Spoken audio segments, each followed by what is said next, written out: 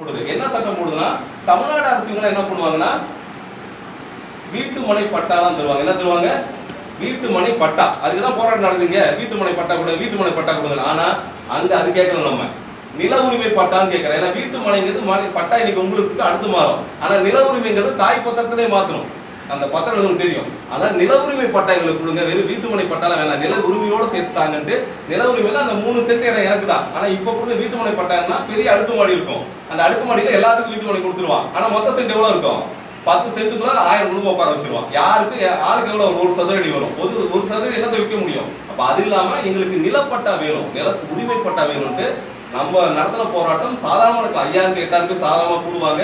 ஏன்னா ஒரிசால இருக்கிற 250க்கு மேற்பட்ட சேரி புறநகர் பகுதிகள் அனைத்தும் நம்ம கட்சியில் தான் இருக்கிறாங்க. அவங்கள வச்சு நடத்தின போராட்டத்துல 2017 பிஜு பட்நாயக் அரசு அப்போ ஒரு தீர்மானம் போட்டு சட்டம் கொண்டு வராங்க.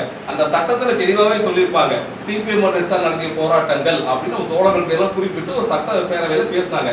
அந்த அளவுக்கு வீரியமான போராட்டம் நடத்தி மக்களுக்கு உரிமைகள் நம்ம வாங்கி கொடுத்துட்டு இருக்கோம். அதனால நீங்களும் இந்த பகுதி ஒருங்கிணைந்து செயல்படுங்கள். அனைத்து தோழர்களுக்கும் இதை பங்களிப்பு உண்டு. அதான் முன்னாடியே சொன்னேன், எதுக்கு இதெல்லாம் தரதுன்னா எனக்கு என்ன, நான் பாட்டு கட்சிக்கு வந்து கூட்டத்துக்கு வந்து போகாம நீங்களும் இதை வாசிக்கணும். ஏன்னா இன்னைக்கு வாட்ஸ்அப்லாம் செய்தி வருது, சிந்தனை வரல, பார்த்தோன்னு நம்பிடும். அது இல்லாமல் நீங்க வாசிச்சு அறிஞ்சுக்கோங்க.